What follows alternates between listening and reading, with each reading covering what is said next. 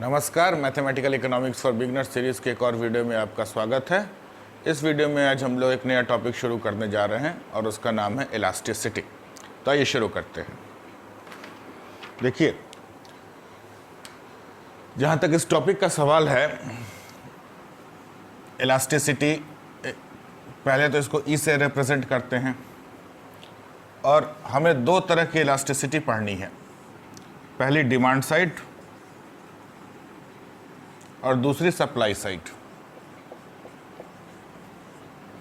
तो ये समझते हैं इलास्टिसिटी होती क्या है। देखिए, सपोज कीजिए कोई कमोडिटी है जिसके प्राइस में चेंजेस होते हैं। कितना चेंज हुआ? डेल्टा पी चेंज हुआ, और तो नया डेल्टा पी चेंज होकर नया प्राइस क्या हो जाएगा? P plus delta P. ये जो चेंज इन प्राइस है, इसका हमारे कमोडिटी के डिमांड या कमोडिटी के सप्लाई पर क्या असर पड़ेगा? कहने का मतलब है कि ये जो परसेंटेज चेंज है, percentage change in the price of A commodity, उसका कमोडिटी के डिमांड या कमोडिटी के सप्लाई में कितना परसेंटेज चेंज का असर आएगा, उसी को हम लोग कहते हैं इलास्टिसिटी। आइए इसे समझते हैं। मान लीजिए डेल्टा पी चेंज हुआ कमोडिटी के प्राइस में।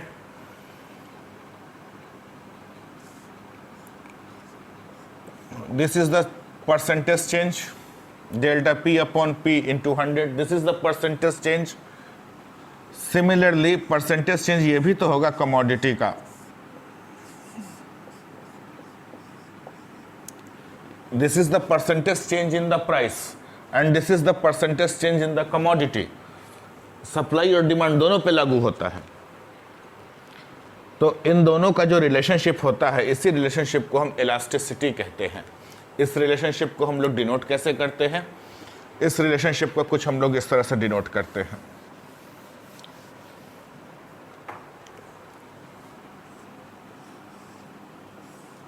Delta Q upon delta P into P upon Q, यही हमारा रिलेशनशिप होता है ई का। अभी देखिए, इसका डेरिवेशन एक बार देख लेते हैं हम लोग, ये डिराइव कैसे हुआ।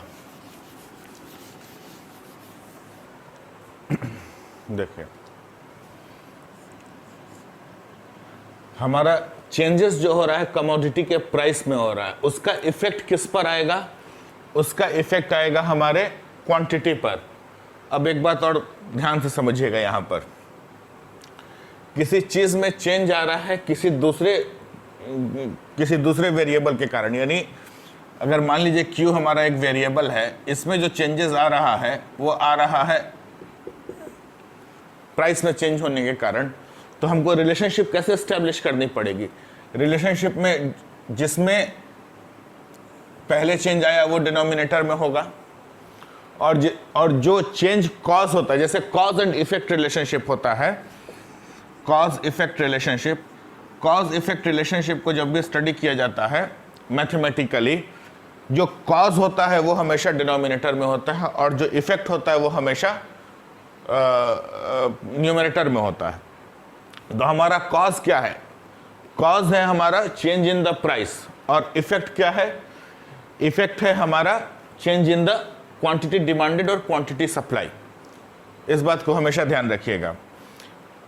इसको आप डिपेंडेंट वेरिएबल और इंडिपेंडेंट वेरिएबल के कॉन्सेप्ट से भी समझ सकते हैं। इंडिपेंडेंट वेरिएबल क्या है हमारा? इंडिपेंडेंट वेरिएबल पी है, और इस पी पर जो चेंजेस होता है उस पर डिपेंड क्या करता है? हमारा क्यू डिपेंड करता है। इस चीज को हमेशा ध्यान में रखिएगा। कभी भी कोई फॉर्मुलेशन होता है तो ये उसका बेसिक फंडा है, कॉज इफेक्ट। जो कॉज होगा वो नीचे रहेगा, जो इफेक्ट होगा वो ऊपर रहेगा।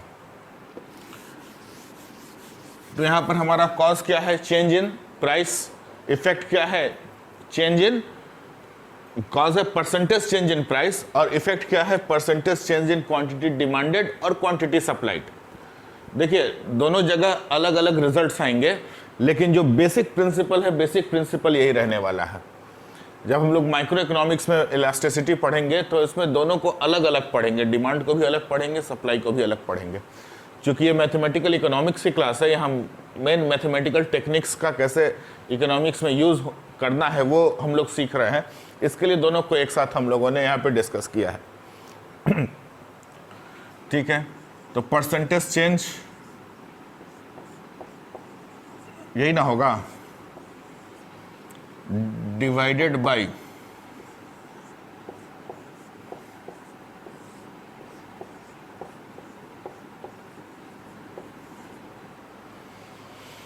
ये एक्सप्रेशन निकल के आएगा। जब हम लोग इसको सॉल्व करेंगे तो हमारा फाइनल एक्सप्रेशन ये आएगा, ये वाला फाइनल एक्सप्रेशन आएगा। क्लियर है? एक चीज़ और ध्यान रखिएगा, डिमांड और सप्लाई दोनों के लिए एक ही फार्मूला यूज होगा, delta Q upon delta P into P upon Q, और दोनों से हमको इलास्टिसिटी ही निकल कर आएगी, ई ही निकल कर आएगी। लेकिन दोनों के नेचर में एक छोटा सा डिफरेंस है। वो डिफरेंस क्या है आइए समझते हैं। ध्यान रखिएगा, जो डिमांड कर्व होता है इसका स्लोप नेगेटिव होता है, डिमांड कर्व का। जब स्लोप इसका नेगेटिव होता है, यानी कि अगर प्राइस में इंक्रीज या डिक्रीज, अगर इंक्रीज होगा तो क्वांटिटी का डिमांड गिरेगा, यानी कि दोनों में डिफरेंट नेचर एग्जिबिट करता है। जब डिफरेंट नेचर एग्जिबिट करेगा, मान लीजिए डेल्टा पी बढ़ के पॉजिटिव हो गया, मान लीजिए पी प्लस डेल्टा पी एक पॉजिटिव क्वांटिटी है, तो यहाँ पे डेल्टा क्यू एक नेगेटिव क्वांटिटी होगी। अगर डेल्टा पी नेगेटिव क्वांटिटी है तो डेल्टा क्यू एक पॉजिटिव क्वांटिटी होगी, यानी एक क्वांटिटी पॉजिटिव तो दूसरी क्वांटिटी नेगेटिव होगी। उस समय जो हमारी इलास्टिसिटी की वैल्यू जो होगी वो ऑलवेज नेगेटिव होगी, यानी लेस देन 0 होगी। आइए इस पर भी थोड़ा सा चर्चा करते हैं। लेकिन सप्लाई के केस में क्या होता है, अगर प्राइस बढ़ रहा है तो क्वांटिटी भी बढ़ेगा, दोनों क्वांटिटीज पॉजिटिव होंगी, एक नेगेटिव तो दूसरा भी नेगेटिव, एक पॉजिटिव तो दूसरा भी पॉजिटिव। उस केस में जो हमारी ई की वैल्यू होगी वो ग्रेटर देन 0 होगी।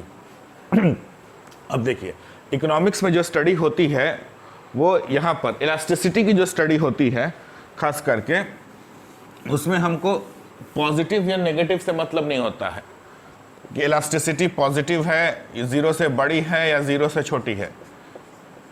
हमको इससे उतना लेना देना नहीं होता है। इलास्टिसिटी कितनी है, उसका मैग्नीट्यूड क्या है, हमको सिर्फ मैग्नीट्यूड से मतलब है। जब हमको मैग्नीट्यूड से मतलब होता है लेकिन हमको नेगेटिव क्वांटिटी भी मिल रही होती है, तो हमारे पास एक प्रॉब्लम आता है। उस प्रॉब्लम को सॉल्व करने के लिए हमारे पास मैथमेटिक्स में एक अल्टरनेटिव है। वो अल्टरनेटिव क्या है? वो अल्टरनेटिव का नाम है मॉड्यूलस फंक्शन, मॉड एक्स। इसके अंदर कोई भी क्वांटिटी होती है, पॉजिटिव हो चाहे नेगेटिव हो, यानी मॉड एक्स की वैल्यू भी एक्स होगी, मॉड ऑफ माइनस एक्स भी एक्स ही होगी। इसको मॉड्यूलस फंक्शन कहते हैं। आइए इसको एक बार ग्राफ से जल्दी से समझ लेते हैं क्या होता है मॉड्यूलस फंक्शन। जो मॉड्यूलस फंक्शन होता है उसका ग्राफ कुछ इस तरह से होता है।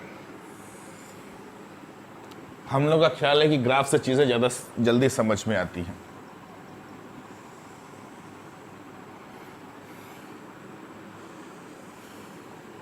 ये y is equal to mod x का ग्राफ होता है, कर्व होता है।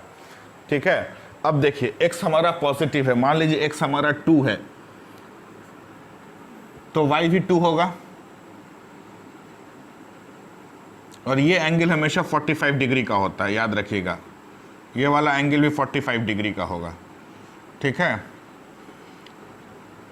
ये एंगल 45 डिग्री का होगा, ये एंगल 45 डिग्री का होगा, और ये जो एंगल होगा, ये वाला जो बड़ा वाला एंगल होगा, ये हमेशा 90 डिग्री का होगा। 90 डिग्री का एंगल शो करने के लिए कुछ इस तरह से नोटेशन होता है, ऐसे नोटेशन होता है। ये 90 डिग्री का होगा, ये 45 और ये 45 डिग्री का होगा। इस बात को ध्यान रखिएगा। ठीक है, यहाँ पे अगर हमारा x की वैल्यू 2 है तो यहाँ भी हमारा वैल्यू 2 मिलेगा। सिमिलरली यहाँ पे वैल्यू 2 है, यहाँ पे वैल्यू -2 है, यहाँ वैल्यू -2 है, तो भी हमारा y पे जो रिजल्ट मिल रहा है वो हमको पॉजिटिव 2 ही मिल रहा है। इस बात का हमेशा ध्यान रखिएगा कि मॉड्यूलस फंक्शन का जो आउटकम होता है ऑलवेज पॉजिटिव होता है। फॉर एग्जाम्पल, अगर -5 मॉड -5 लिखा है तो ये भी 5 होगा, और 5 लिखा है तो ये भी 5 होगा। तो जहाँ भी हमको ऐसा प्रॉब्लम एनकाउंटर होता है जहाँ पे हमको सिर्फ मैग्नीट्यूड का से ही मतलब होता है या मैग्नीट्यूड की स्टडी करनी होती है, तो वहाँ पर हम मॉड्यूलस फंक्शन का यूज़ करते हैं। और ये कुछ चीज़ें निकल के सामने आती हैं। मॉड आई, 3 केसेस हो सकते हैं इलास्टिसिटी में। या तो मॉड आई जो है ये 1 से बड़ा है, या फिर मॉड आई जो है वो 1 के इक्वल है, या फिर मॉड आई जो है वो 1 से छोटा है। जब मॉड आई 1 से बड़ा होता है ऐसी स्थिति को हम लोग कहते हैं इलास्टिक। जब mod I is equals to 1 होता है तो इसको हम कहते हैं यूनिट इलास्टिक। जब मॉड आई 1 से छोटा हो गया तो इसको हम लोग क्या कहेंगे, इलास्टिक है, तो इधर क्या हो जाएगा इसका opposite, in elastic. In elastic कुछ किताबों में नॉन इलास्टिक भी है, नॉन इलास्टिक, लेकिन ज़्यादातर पुस्तकों में इन इलास्टिक शब्द का प्रयोग किया गया है। ठीक है, mod I greater than 1 elastic होगा, mod I is equals to 1 unit elastic होगा, mod I is less than 1 inelastic होगा। ठीक है, आइए इस कॉन्सेप्ट को एक क्वेश्चन देखते हैं हम लोग। मान लीजिए हमारा एक फंक्शन है, डिमांड कर्व है। Demand curve Q is equals to 200 minus P is equals to 200 minus Q square है। ठीक है, और P1 की वैल्यू जो दी हुई है, P1 की वैल्यू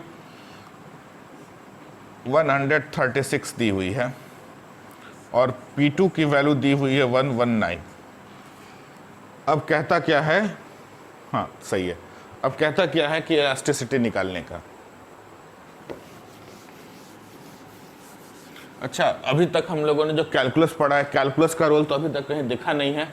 देखिए कैलकुलस का रोल इसमें होता क्या है समझते हैं। पहले हम लोग नॉन कैलकुलस मेथड देखेंगे, नॉन कैलकुलस मेथड में क्या कमियां थी उनको दूर करने के लिए फिर हम लोग कैलकुलस मेथड देखेंगे।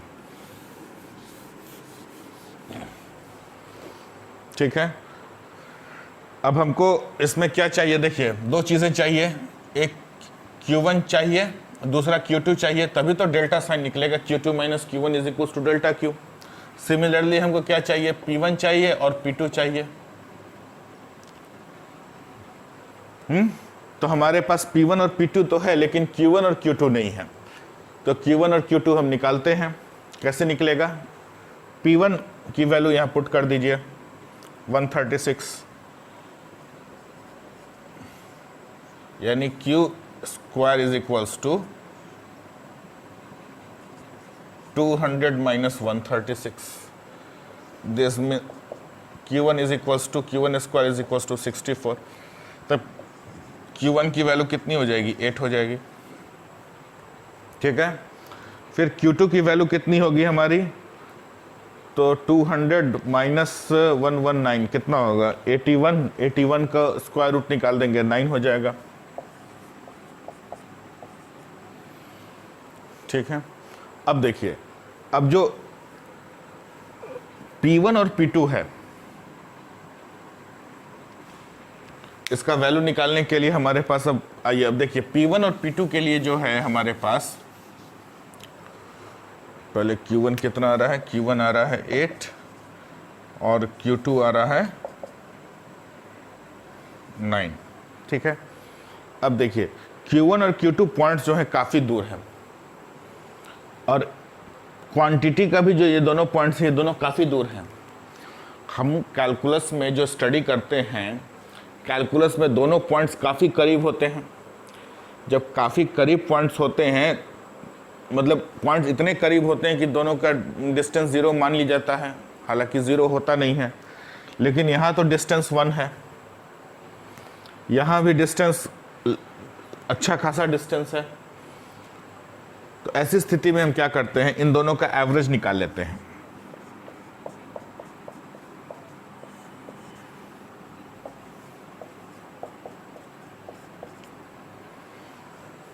और फॉर्मूला में delta Q upon delta P into P upon Q, और P को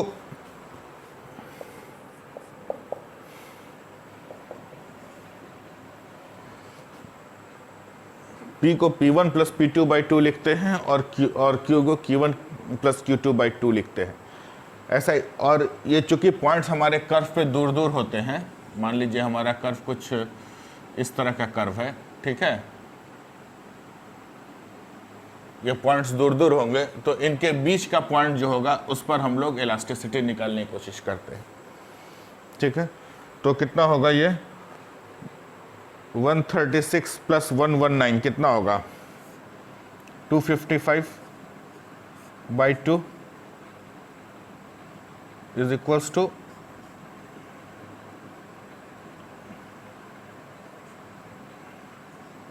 127.5। इसी तरह से ये कितना हो जाएगा 8.5। अब इन दोनों को सॉल्व करेंगे।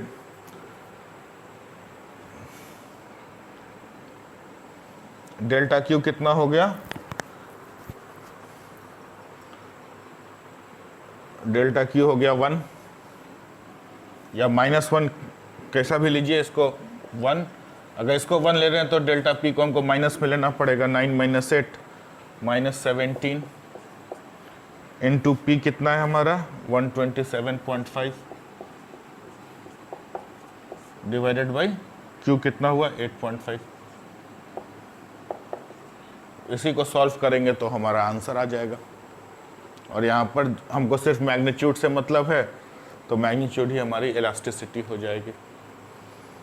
यहाँ तक तो कोई समस्या नहीं है।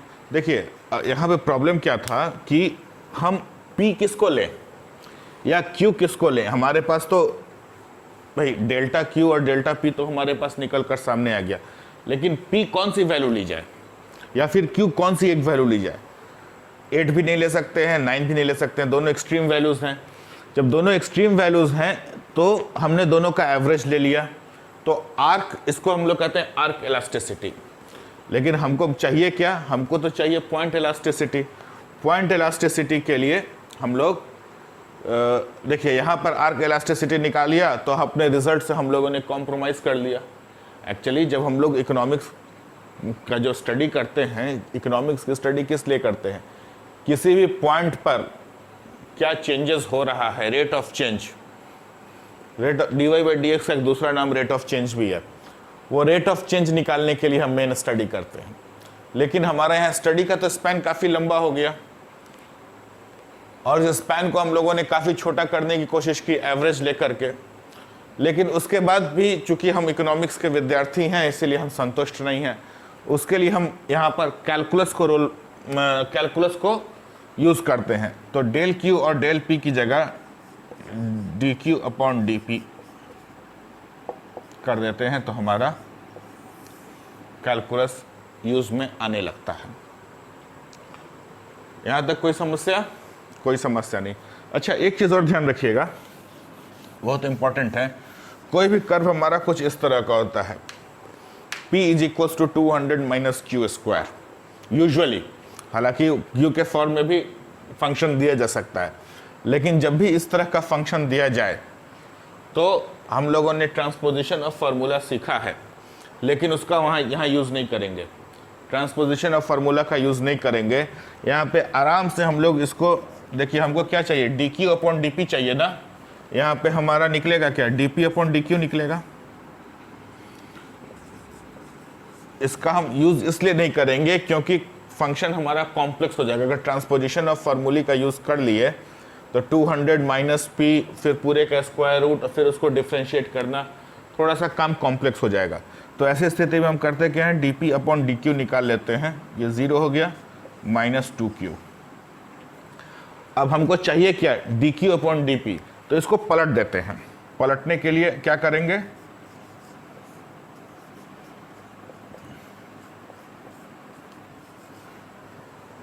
आ गया, हमारे पास आंसर आ गया। ठीक है, ये यहाँ पर ये न्यूमरेटर में है, इसको डिनोमिनेटर में ले आएंगे, जो डिनोमिनेटर में है उसको हम न्यूमरेटर में ले जाएंगे। पलट दिया, सिंपल। आइए एक क्वेश्चन करके देखते हैं इस पे। देखिए बोर्ड पर एक क्वेश्चन दिया हुआ है, given the demand function p = 50 - 2q, find the elasticity when p = 30।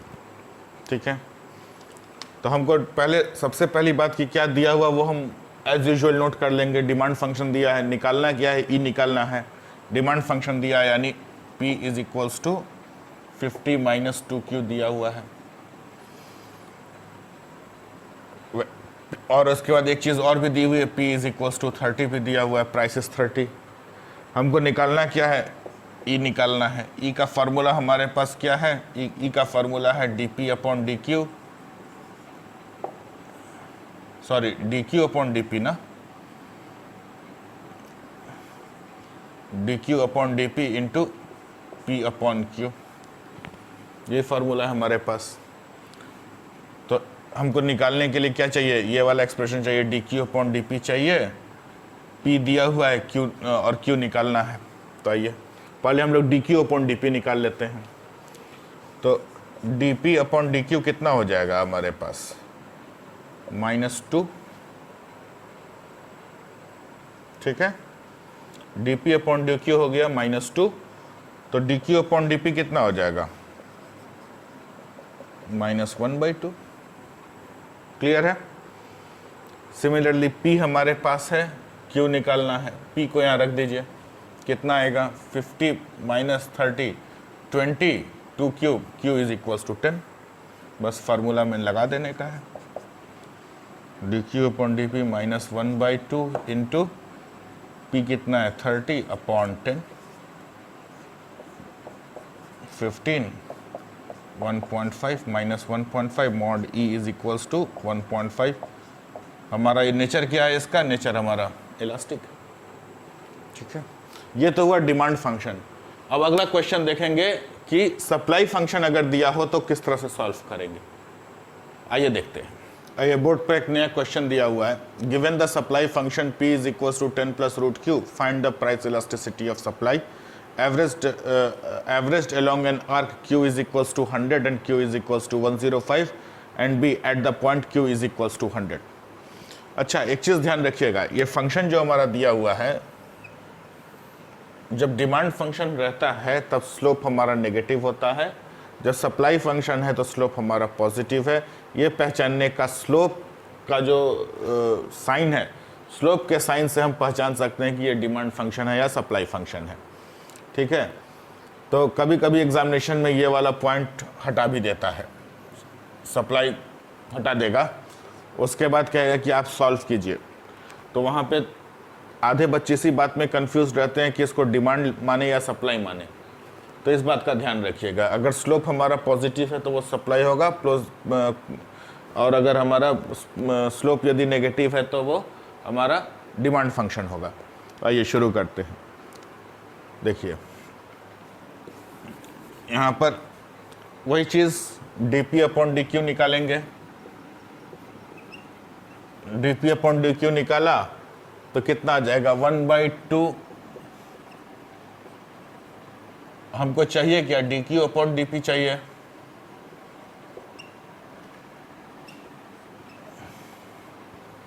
dQ upon dP निकल गया, ठीक है। अब इस फंक्शन में हम Q इज इक्वल्स टू 100 यानी Q1 हमारे पास है, Q1 is equals to 100 and Q2 is equals to 105, ठीक है। अब इस फंक्शन में दोनों को रख देंगे तो P1 एंड P2 निकल जाएगा। 100 रखेंगे तो कितना आएगा, 100 यहाँ रखा तो 10 प्लस 10 20 आ जाएगा। 105 रखा तो ये 10 से तो ऊपर ज़रूर ही आएगा, नहीं 20 पॉइंट कुछ आएगा। ये आप लोग कैलकुलेटर का यूज़ करके निकाल लीजिएगा। अब डेल्टा Q क्या होगा, 5 हो जाएगा, Q2 माइनस Q1। उसी तरह से डेल्टा P क्या हो जाएगा, P2 माइनस P1। यहाँ तक तो कोई प्रॉब्लम नहीं है। पहला कर रहा है along an arc, आर्क की बात कर रहा है, आर्क इलास्टिसिटी निकालनी है हमारी। तो P is equals to P1 plus P2 by 2 and Q is equals to Q1 plus Q2 by 2। अब फार्मूले में फार्मूला क्या होगा, del Q upon del P into P upon Q, ये फार्मूला होगा। इस फार्मूले में वैल्यूज़ रख देंगे, जब सारी वैल्यूज़ रख देंगे कैलकुलेट करेंगे तो हमारा आंसर आएगा 3.97। चेक कर लीजिएगा, ये अपना टास्क समझ लीजिए इसको, ठीक है। हमारे को देखिए मेन मतलब नीचे वाले क्वेश्चन से है, जो हमसे एग्जामिनेशन में पूछा जाएगा वो ये वाली चीज़ पूछी जाएगी। ठीक है, तो आइए उसको समझते हैं।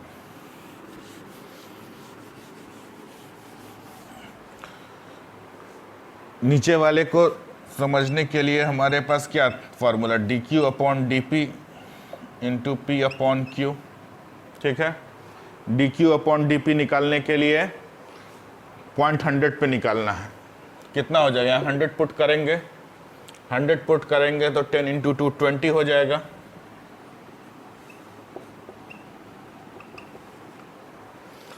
सिमिलरली P की वैल्यू कितनी हो जाएगी, 10 प्लस यहाँ भी 100 पुट करेंगे, 10 प्लस 10 20 हो जाएगा। नीचे Q की वैल्यू कितना है, Q की वैल्यू 100 दी हुई है, यानी 20 into 20 400 divided by 100 is equals to 4। अब देखिए यहाँ पर हमारा रिजल्ट कितना आ रहा है, 4 आ रहा है। और जब इसका कैलकुलेशन किया था, जब P को P1 प्लस P2 बाई 2 और Q को Q1 प्लस Q2 बाई 2 रखा था, तब हमारा आंसर कितना आया था, 3.97। एक दूसरे के नज़दीक है कि नहीं है। लेकिन चूंकि हम लोग इकोनॉमिक्स पढ़ रहे हैं, इकोनॉमिक्स के हम लोग विद्यार्थी हैं, इसीलिए हमको नज़दीक नहीं जाना है, लगभग बराबर जाना है, ऑलमोस्ट इक्वल जाना है। और ये तो बहुत बड़ा डिफरेंस है, 3.97 और 4 का डिफरेंस इकोनॉमिक्स के स्टूडेंट के लिए बहुत बड़ा डिफरेंस है। तो इस वीडियो में बस इतना ही, मिलते हैं अगले वीडियो में एक नए कॉन्सेप्ट के साथ। और ये हमारा वादा है कि वो कॉन्सेप्ट आपको काफ़ी मज़ा आएगा, लेकिन वो अभी हम आपके लिए सस्पेंस रखते हैं कि वो क्या कॉन्सेप्ट रहने वाला है। वीडियो कैसा लगा हमें कमेंट सेक्शन में ज़रूर बताइएगा। यदि आपको वीडियो अच्छी लगी हो तो अपने दोस्तों के साथ शेयर करें, ताकि उन्हें भी इस तरह के वीडियोज़ का लाभ मिल सके। मिलते हैं अगले वीडियो में नए टॉपिक और नए कॉन्सेप्ट के साथ। जय हिंद।